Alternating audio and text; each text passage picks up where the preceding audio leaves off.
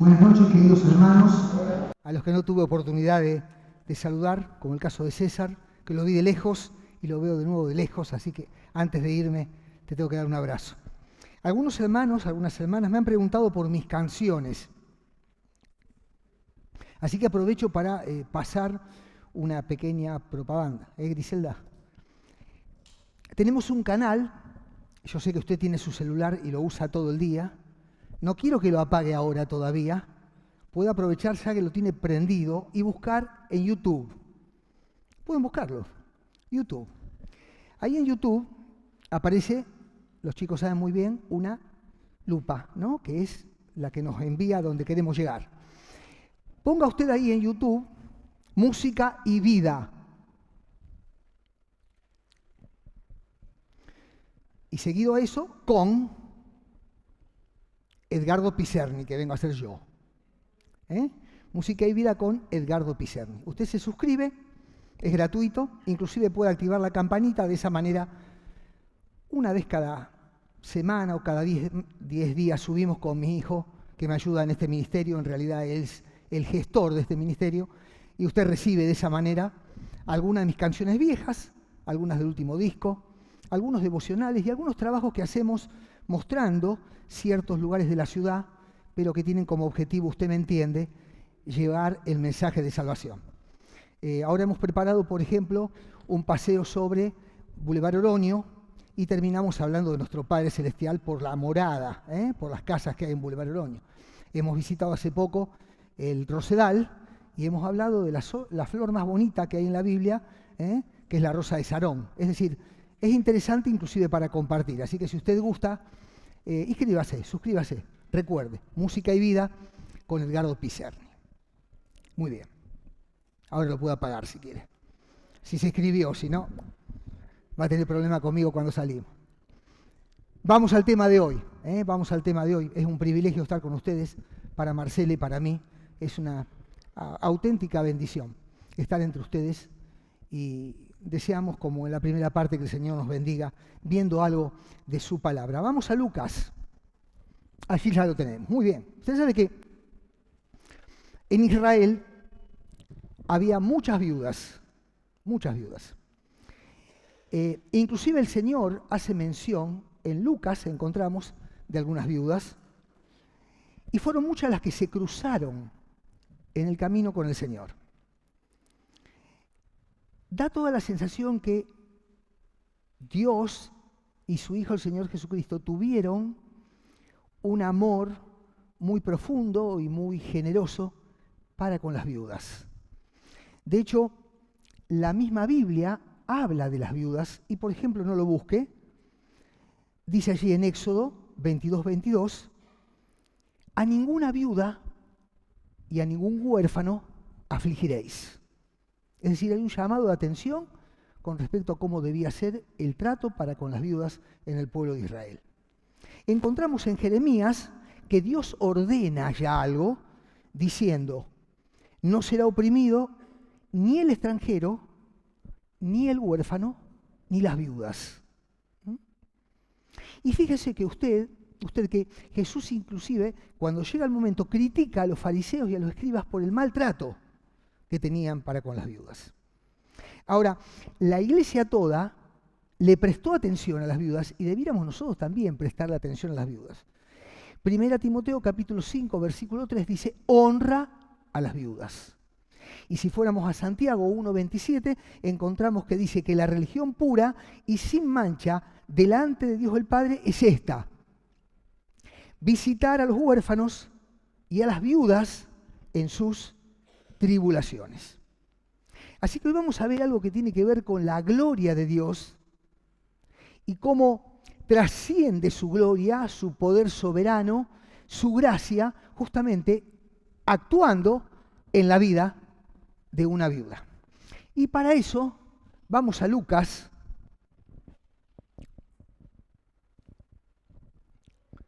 y allí vamos a ver algo que tiene que ver con el autor que nos va a contar qué pasó aquel tremendo día. Lucas, el más exhaustivo de los 4 evangelios, En el prólogo expresó su deseo de darle a sus lectores una presentación clara y coherente de las palabras y de los milagros o de las hazañas del Señor Jesucristo. Pablo menciona que era médico y lo nombra como un colaborador cercano. Lucas le da prominencia a la preocupación de Jesús por los pobres y oprimidos, y vamos a ver hoy, por una viuda. Los relatos orales de la época del año 62 acerca de los hechos de Cristo son investigados y declarados en su Evangelio. Adelante, por favor. Vamos con otra imagen más. Perfecto.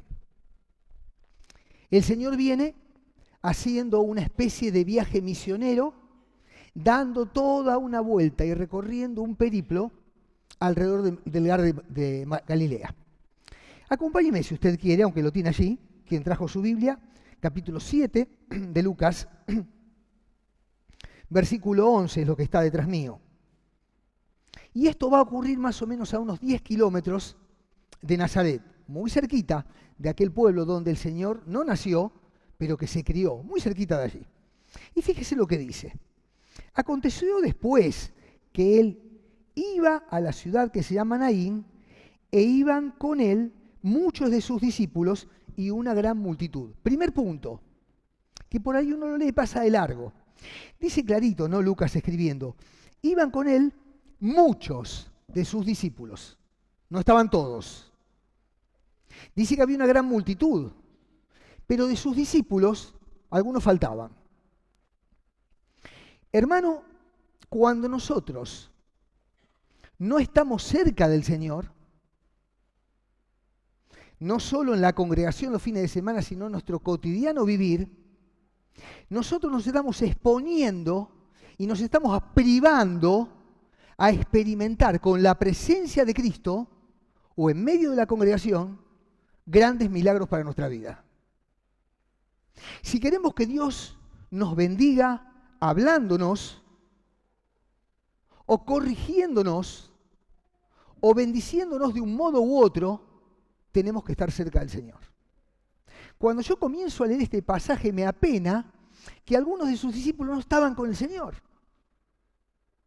No sabemos qué ocurrió, no sabemos cuántos no estaban, 1, 2, 3. ¿Qué habrá pasado? ¿Se retrasaron el camino?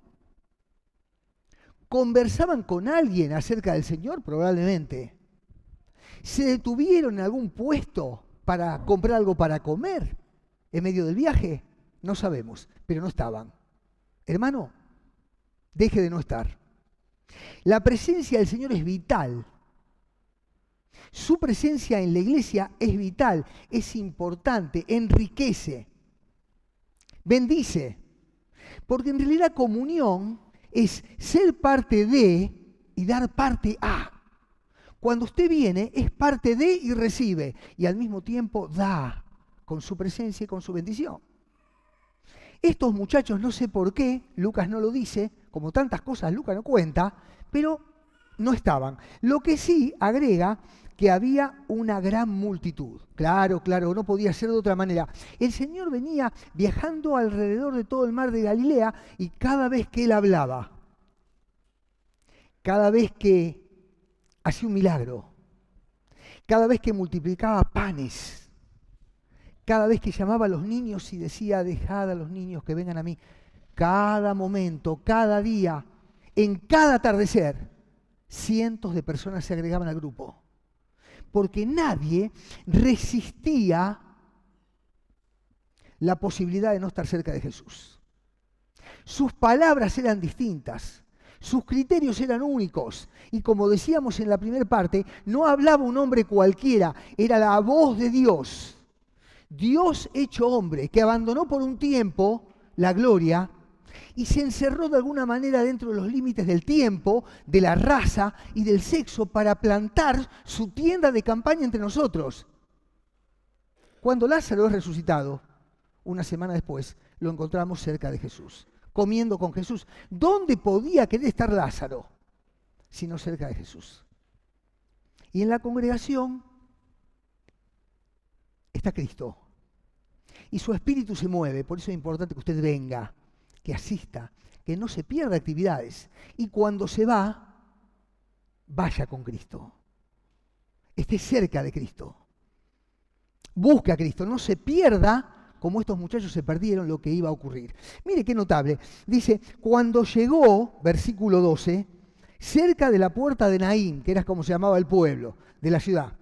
Cuando llegó, me encanta detenerme en algunas palabras. Él llegó. Él no estaba allí, pero llegó. Y eso me habla de su soberanía. Él sabía lo que había ocurrido. Y él sabía que su presencia era indispensable. Él sabía que él era irreemplazable. Por eso él en su soberanía en ese momento llegó.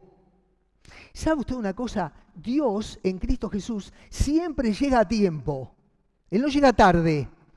Él no se distrae. Y si hay alguna necesidad en tu vida, Jesucristo hoy llegó. Y Él está acá. Y Él conoce tu necesidad.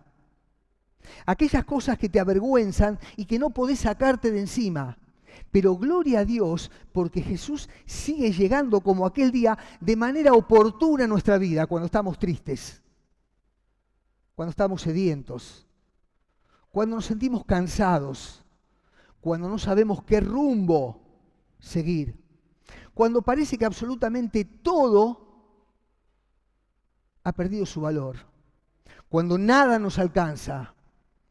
Resuena de nuevo la voz de Cristo diciendo, yo soy, yo estoy aquí, yo soy el camino, la verdad y la vida. Nadie viene al Padre sino por mí.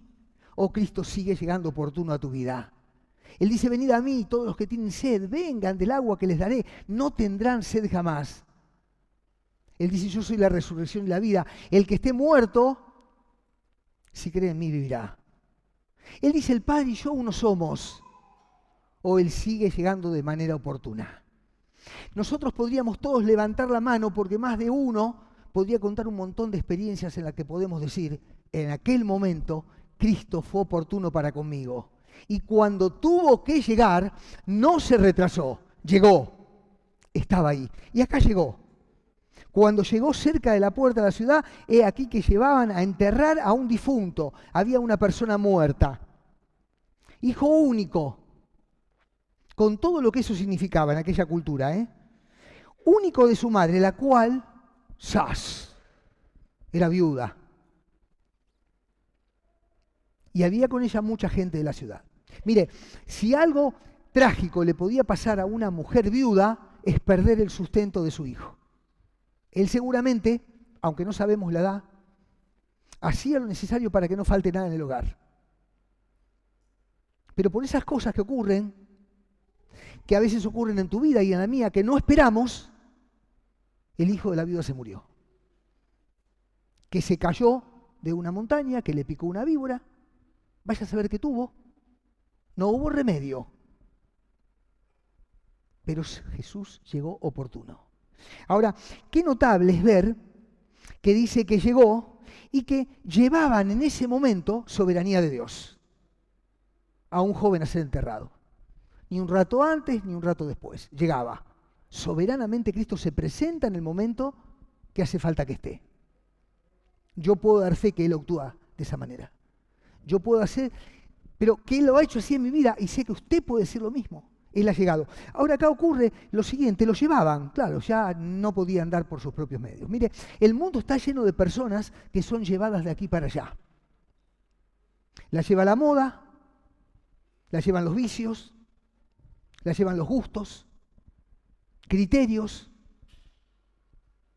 A veces inclusive hemos llegado a decir, yo hago las cosas porque las hago de corazón, y no nos damos cuenta que hacemos cada macana de corazón.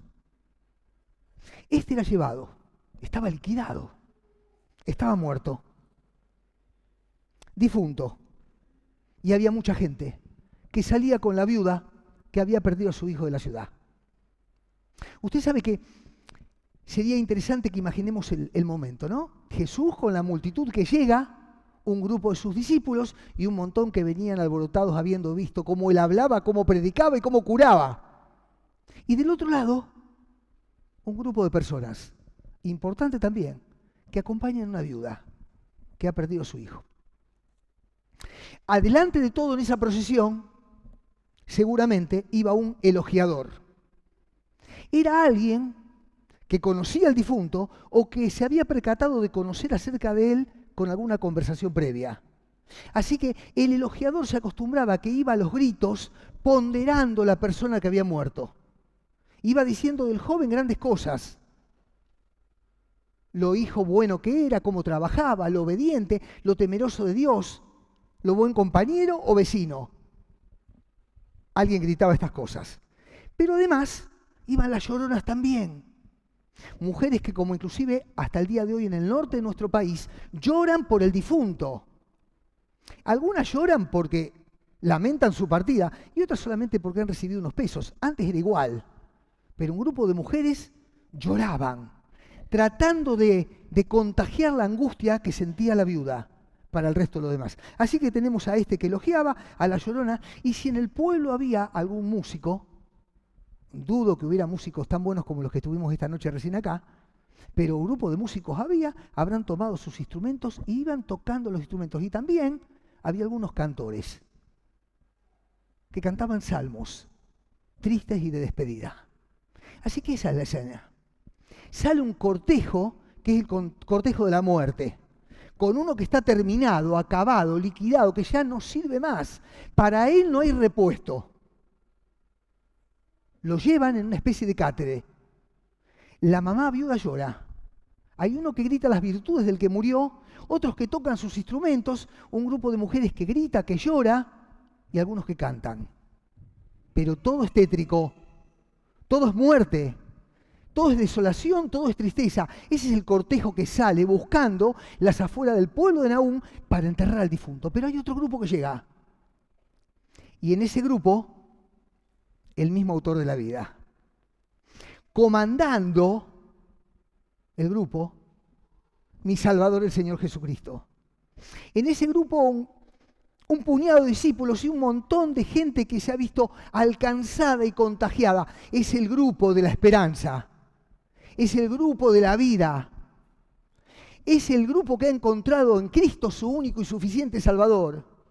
Es el grupo que sabe que por confiar sus pecados le han sido perdonados y ya no están muertos. Porque la Biblia enseña que por cuanto todos pecamos, estamos destituidos de la gloria de Dios. Es decir, que hay un choque a la salida de Naín. Un grupo triste, desolado, como tantos hoy ahí afuera, que creen vivir pero que solamente están existiendo. Y el otro grupo, un grupo como este y en tantas iglesias, que se reúne a adorar a Cristo, porque pasaron de estar muertos a estar vivos eternamente. Así que eso es lo que va contando Lucas, y dice que, versículo 13, cuando el Señor la vio, a la viuda. Mire, estaba entre un montón de gente, ya mezclada entre un cortejo y otro. Ya las voces inclusive se confundían. Sin embargo, el Señor la vio. Hermano, ¿vos te acordás cuando el Señor te vio? ¿Qué caminos caminabas? ¿Por dónde andabas? Él fue a tu encuentro y te vio, destituido de la gloria de Dios, muerto en delitos y pecados, habiendo escuchado cosas de la palabra probablemente, pero como muchos, habíamos escondido de él el rostro. Le tuvimos como abatido de Dios, mas él cargó sobre sí el pecado de todos nosotros. Enmudeció y no abrió su boca, y como cordero fue llevado al matadero delante de aquellos que lo trasquilan. Su cara, sus conceptos, sus enseñanzas carecían de valor. No había para nosotros en él atractivo. Hasta que nos descubrimos muertos, siendo llevados al cementerio y a la condenación eterna, separados de Dios para siempre y con una vida en este mundo totalmente separada de Dios, privados de sus bendiciones y muertos en delitos y pecados. Pero Cristo no llegó oportuno.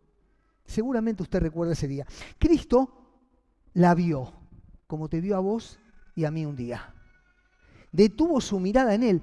Amigo que nos visitas esta noche, Jesucristo no está tan ocupado como para que se le pase por alto tu necesidad. Los cielos están en su lugar. Por su gloria y poder el sol saldrá mañana a la mañana. Las aves volarán y los ríos seguirán multiplicando sus peces. Pero eso a él, el creador del cielo y la tierra, no lo priva de conocer tu necesidad. Y hoy llama a la puerta de tu corazón. Y te dice, estás muerto, estás destituido y estás condenado, según lo que dice la Biblia, a morir eternamente separado de Dios en el infierno. Mas Dios muestra su amor para con nosotros, en que siendo pecadores, Cristo murió por nosotros. Con todo podría ser que alguno osara morir por el bueno. Alguno inclusive daría su vida por un amigo. Mas Dios muestra su amor para con nosotros, en que siendo pecadores, Cristo murió por nosotros. Ahora, mucho más ahora, siendo amigos de Dios por la muerte de su Hijo, ¿cómo no nos dará todas las demás cosas? Lo dice Pablo cuando escribe a los romanos. Hay un cambio trascendente en la vida de aquel que deja de caminar lejos de Dios y comienza a caminar cerca del Señor. Y miren lo que pasó. Sigamos con lo de hoy. No los quiero aburrir. El Señor la vio, versículo 13, y se compadeció de ella. Se compadeció de ella. Y le dijo, no llores. Le dijo, no llores. Solamente alguien que tiene una capacidad infinita, inigualable, puede en semejante circunstancia decirle a tal mujer, no llores. Hay una demostración tremenda de la simpatía del Señor para con la desgracia humana. Hay una demostración en este incidente sublime de lo que genera el amor de Dios en actitudes celestiales para con usted y para conmigo. Le vio como a vos y tuvo misericordia como la tiene de vos. Y entonces le dijo, no llores. ¿Sabes por qué le dijo no llores? Porque él vino de manera oportuna ese día, como vino hoy. Hoy Jesús está pasando por Netre y Machaín y está buscando hombres y mujeres que se arrepientan de sus pecados y le digan al Señor, Señor, basta. No puedo más, no aguanto más, reconozco que solo no puedo. Intenté de mil maneras, inclusive viniendo a la iglesia durante años. Yo necesito algo más que una iglesia. Yo necesito que la sangre que derramaste en la cruz me limpie de mis pecados. Y la sangre de Jesucristo, su Hijo amado, nos limpia de todo pecado. La Biblia no miente. La Biblia no miente. Así que el Señor le dice, no llores. Y después, ¿qué hizo? Tocó el féretro. Yo creo que ni un féretro sería. Yo creo que sería simplemente una camilla, llevado por 4 amigos del barrio, del pueblo, y el Señor tocó el féretro. Algo que ningún sacerdote ni religioso haría, contaminarse de esa manera, imposible. El Señor lo hizo.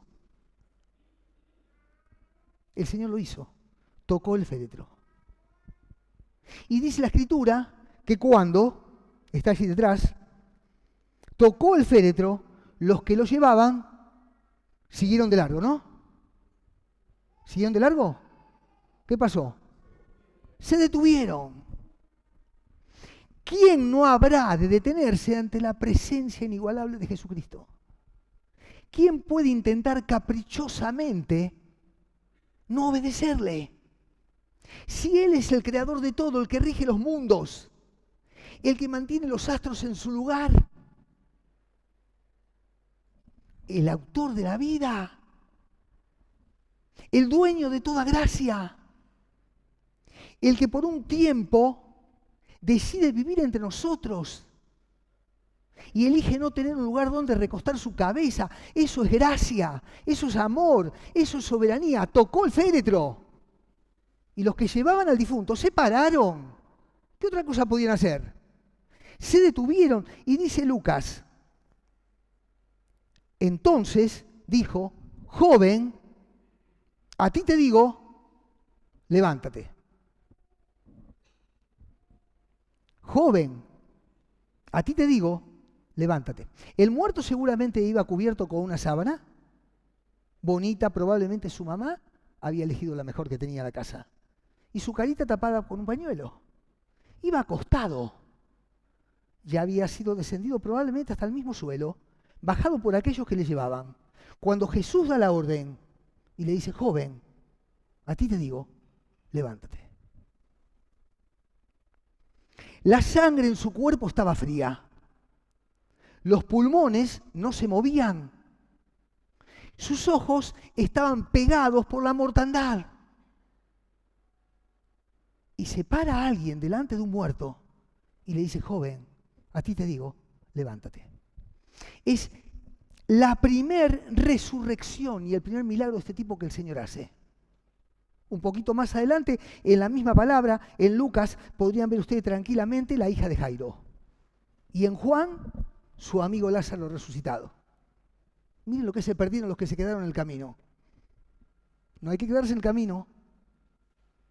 Cuando hay cosas que nos distraen en el camino o en la vida espiritual, nos estamos equivocando, nos estamos privando de recibir la bendición de Dios en nuestra vida. No te quedes en el camino, hermano.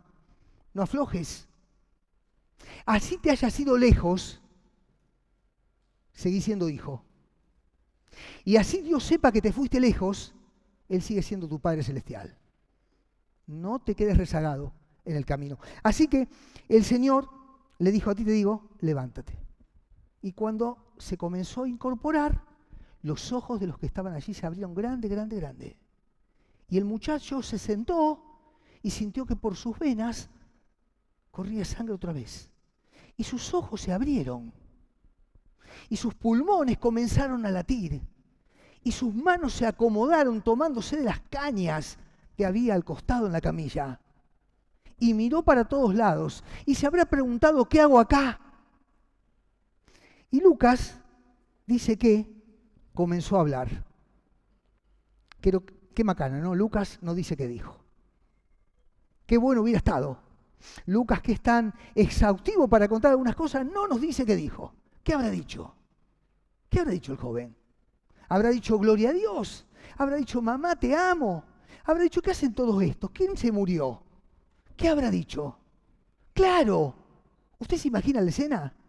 Y mucho más aún, detenemos a pensar en lo que decía la boca de aquellos que salían llevando a uno a ser enterrado y los que venían surcando el mar de Galilea, viendo los milagros de Cristo, la gracia, su ternura y su misericordia, puesta a prueba una vez más. Joven, a ti te digo, levántate. Entonces se incorporó y Jesús se lo dio a su madre. Y todos tuvieron miedo. La idea es, todos tuvieron temor reverente, no era para menos. Ponete en ese lugar. Imagínate vos, parado ahí, un conocido del pueblo, del barrio, de Parque Casas, que es llevado al cementerio y por la palabra del Señor se incorpora y vuelve a la vida. Un gran profeta se ha levantado entre nosotros. Dios ha visitado a su pueblo. Vos sabés que esta expresión, un gran profeta se ha levantado entre nosotros, es auténtica y en cierto punto es valedera. Porque claro, ellos tenían el concepto de que los profetas hacían este tipo de cosas. De hecho, ustedes recuerdan que en la antigüedad Elías y Eliseo hicieron cosas semejantes. Un gran profeta se ha levantado entre nosotros. Pero también esto puede haber sido como una creencia a medias con respecto a quién era Jesús. Porque Jesús fue más que un gran profeta. Jesús es el Redentor del mundo. Jesús es el Señor. Jesús es aquel que voluntariamente, porque ni los romanos ni los fariseos le mandaron a la cruz, fue a entregarse por usted y por mí. No solo un gran profeta. Debieron haber dicho, este es el Mesías prometido. Este es Jesucristo. Este es nuestro Dios. Este es nuestro único y suficiente Salvador. Esta es nuestra esperanza de vida eterna. Dice la palabra, y se extendió la fama de él por toda Judea y por toda la región alrededor. Joven, a ti te digo, levántate. Y el joven, tras escuchar la voz poderosa del Señor, se levantó y volvió a la vida. ¿Qué vas a hacer con Cristo? ¿Qué vas a hacer con el Señor? ¿Vas a seguir viniendo cada domingo acá? Está bueno, no alcanza. ¿Vas a ofrendar? Es saludable, pero no sirve. ¿Vas a estudiar la palabra o te vas a agregar a los que cantaban recién el coro? Sería lindo escucharte, pero tampoco agrega nada para tu salvación. Cristo murió en la cruz por vos aquel día. Se entregó voluntariamente a morir por vos. Y cuando fue a la cruz y dejó que sus manos sean clavadas al madero, cuando soportó inclusive sentirse solo porque Dios mismo le desamparó para ampararte, fue un acto de obediencia, de gracia, de soberanía y de amor para con vos, personalmente para con vos. Hermano, si creíste en esto, tu vida debe ser vivida de otra manera. Cada día debes vivir tu vida cristiana de un modo que le honre. Y no por casualidad, no porque haya que hacerlo, sino porque Él se merece, habiendo muerto en la cruz por vos, la mejor entrega de parte tuya. Hay que reaccionar a tiempo, hay que avivar el fuego, hay que despertarse porque el mundo y la iglesia en cierto aspecto pasa por periodos de sueño. Dice el Señor, despiértate ahora, tú que duermes, y te alumbrará Cristo. Hermano, hermana, ¿hay sueñito en tu vida? ¿Estás pasando por un periodo de intranquilidad, de malestar, de pereza espiritual? Falta oración, falta la Biblia, falta compañerismo, falta congregación, falta ministerio. Despiértate ahora, tú que duermas. Jesús se arrima y toca el féretro y te dice, hermano, hermana, levántate. Morí en la cruz por vos. ¿Qué estás haciendo? Hermano, hermana, entregué mi vida. Quiero tratarte como hijo. Búscame como padre. El Señor está llamando a la iglesia, la está despertando. El Señor busca adoradores que le adoren con su vida en espíritu y en verdad. Vos podés ser uno de ellos. Viví, hermano, hermana, esta semana de una manera que le honre. Que tu vida, que tu decisión, que tu vocabulario, que tu comportamiento dé gloria a su nombre, porque Él es digno de recibir todo tipo de alabanza, y no hay mejor alabanza que tu vida. Alaba al Señor con tu vida, honralo con tu vida, despertate. Y amigo, vos que nos visitás esta noche, me da la sensación que estás siendo llevado en un féretro. Me parece a mí que ya tenés puesta la mortaja, porque el mundo, inclusive, está desechado. Para pocos tenés valor. No te tienen en cuenta, te sentís olvidado, inclusive lo que es más penoso aún, te has creído que sos un inservible, que tu vida no tiene solución, que estás terminado, que estás acabado. No es así. Porque la paga del pecado es muerte. Mas el regalo de Dios en vida, en Cristo Jesús, es vida, es perdón de pecados, es vida eterna.